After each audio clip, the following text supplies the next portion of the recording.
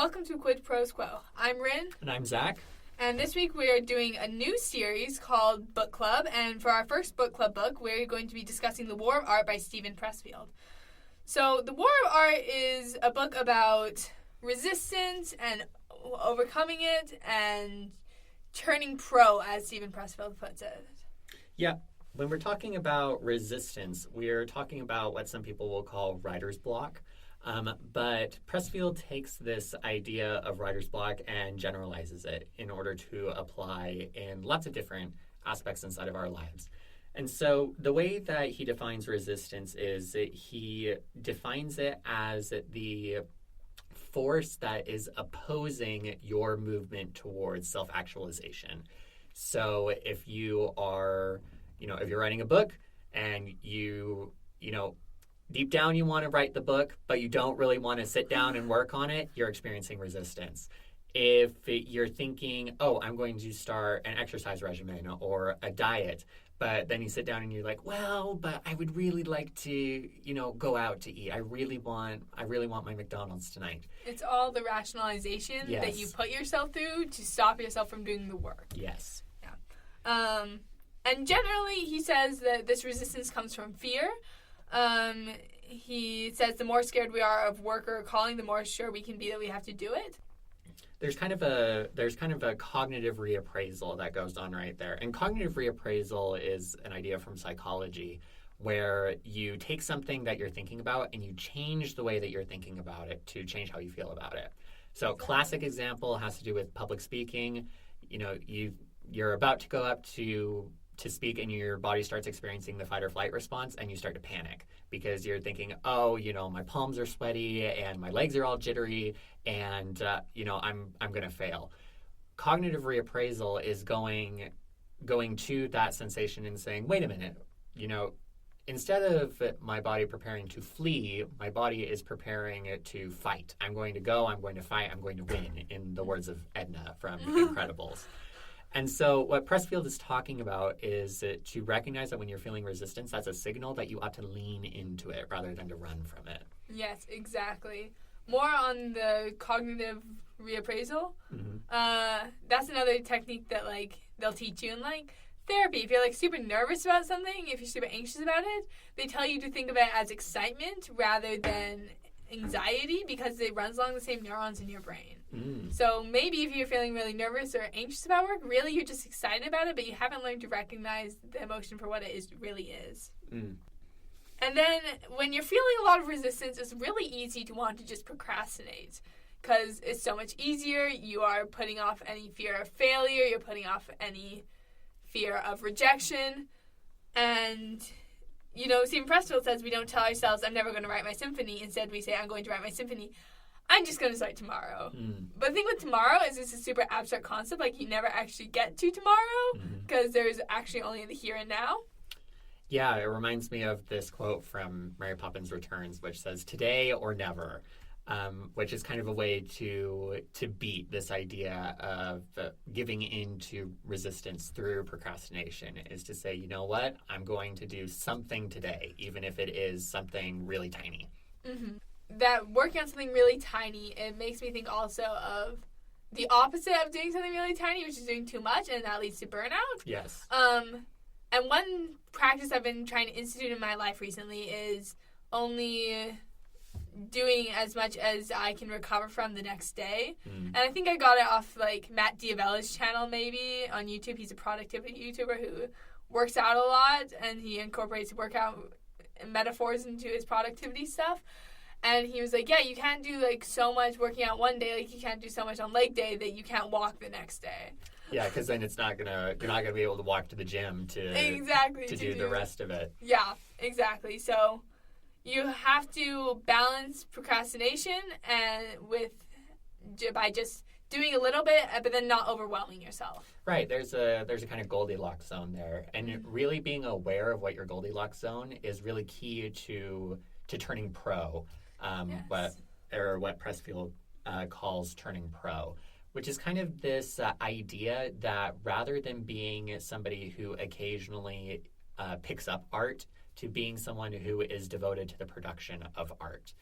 So he talks about the distinction in between somebody who is a weekend warrior, who will go out and blast, 10, 12, or 13 miles running, but then during the week doesn't do any running at all. Just FYI, that is an excellent way to get injured.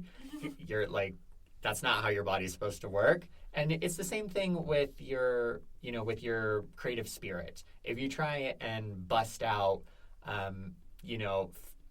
50,000 words in, 3 days, and you're used to chugging along at 200 words a day, you're going to burn out, and you're going to burn out hard. Mm-hmm.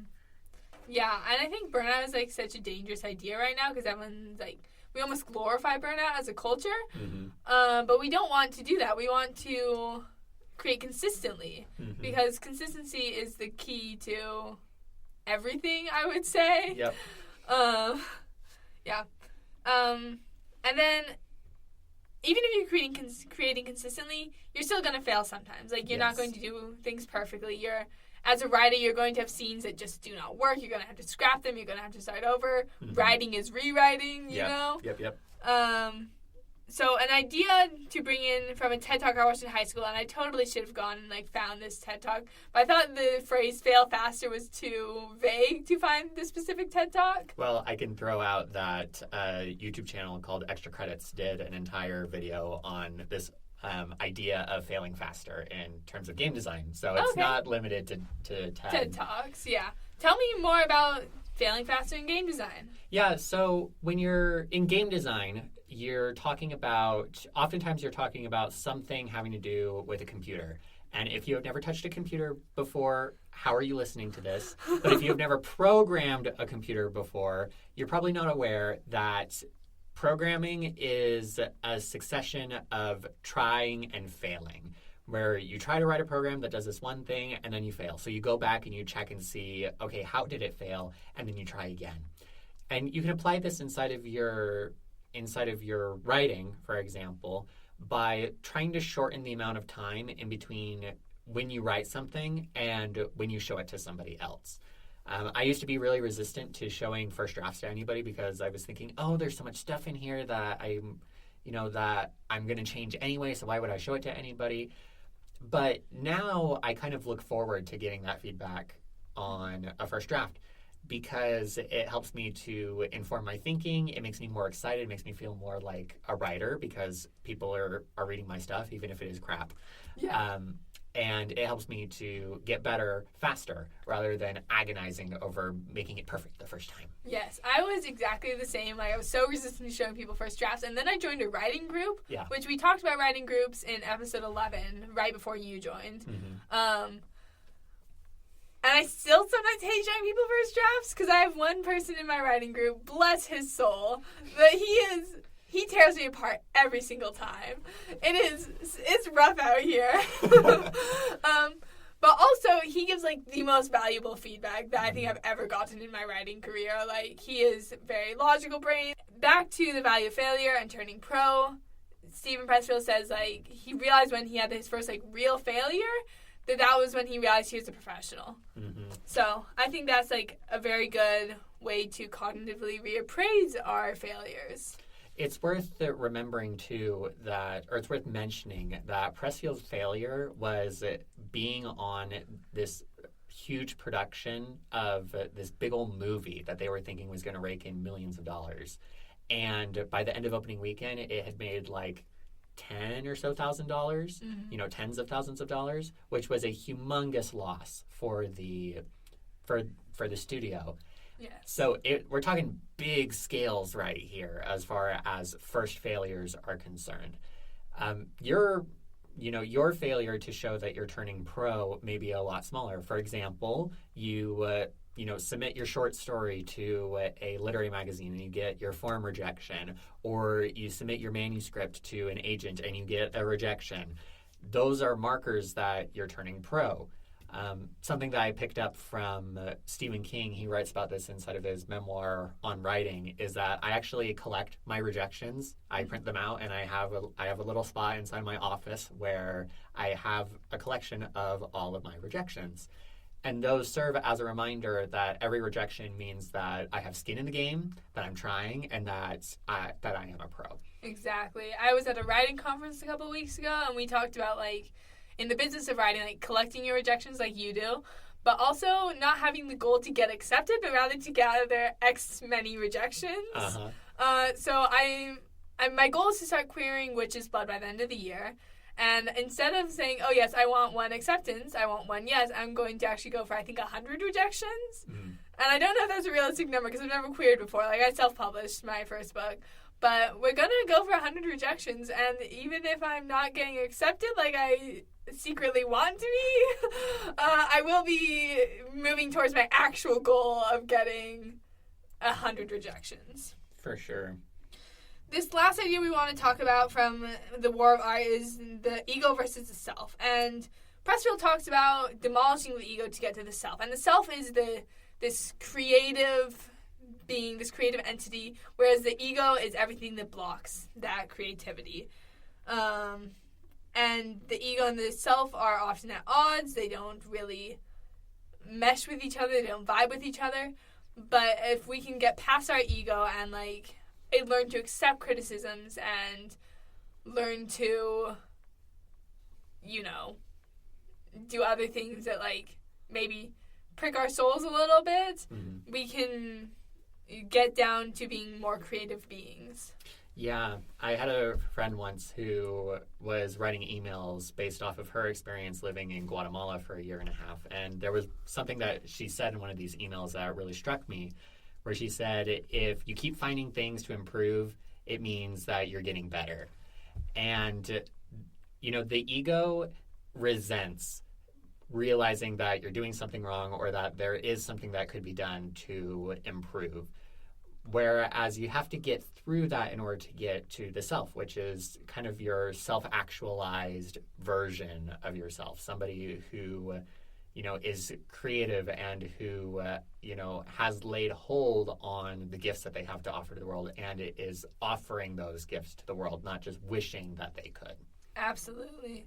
Do we have any last-minute takeaways from the War of Art before we wrap up for today? I think the only thing I would add is to recognize that resistance is inevitable, but that doesn't mean that you have to give in to it. Mm-hmm. I'm a big fan of Larry Correia. He is a grimdark, sci-fi-ish. It's kind of hard to explain.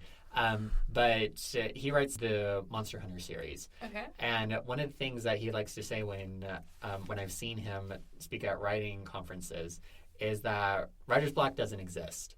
If you go to the grocery store, the cashier isn't going to say, "Oh, you know, my muse didn't show up today, so I can't scan your groceries."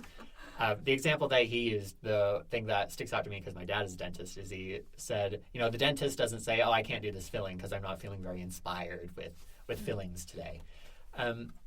Which, you know, links into this idea of being pro. If you're being pro, if you're going pro, then you don't wait for inspiration to strike. You just sit down and you work. Yeah. Somerset Maugham, or at least the quote attributed to Somerset Maugham, is like, I write only when inspiration strikes. Fortunately, it strikes at 9 o'clock sharp every morning. Yes. So, yeah, I would say the last thing I want to put into this podcast is you just have to show up. Like, the hardest part of sitting down to write is, like, sitting yourself in the chair and opening your laptop or opening your notebook and, like, getting out the pen and, like, literally just starting to write. But I find it so much easier once you, like, sit down and tell yourself, I'm going to write, even if it's only for 5 minutes. Yes. Because once you get past that 5-minute mark, you'll probably want to keep going. Yeah. Anyways, this has been Quid Pros Quo. We will see you next week to talk about writing blurbs, which Zach will be leading that, and I'm so excited. So we'll see you next time on Quid Pros Quo.